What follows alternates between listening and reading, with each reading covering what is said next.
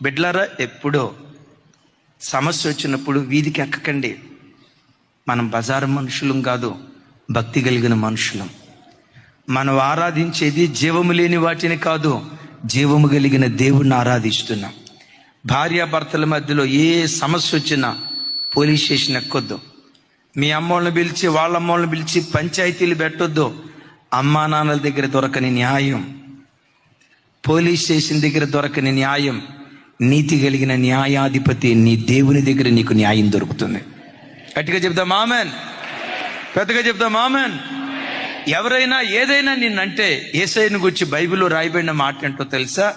ఆయన కంఠధ్వని వీధులలో వినబడనివ్వడు, ఆయన అరవడు, కేకలు. ఎక్కడ రాసింది ఆ మాట? 2 నాతో కలిసి చెప్పండి. అతడు కేకలు వేయడు, అరవడు, తన కంఠ స్వరము వీధులలో వినబడనివ్వడు. మన కంఠధ్వని వీధుల్లో వినబడనివ్వద్దు. మన కుటుంబ విషయాల్లో రచ్చకెక్కనివ్వద్దు.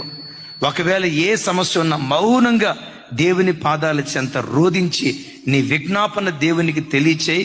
గుండెల్లో ఈ మాట రాసుకొని, నీవు మౌనంగా ఉంటే దేవుడు మౌనంగా ఉండడు, దేవుడు పని చేయటం ప్రారంభిస్తాడు.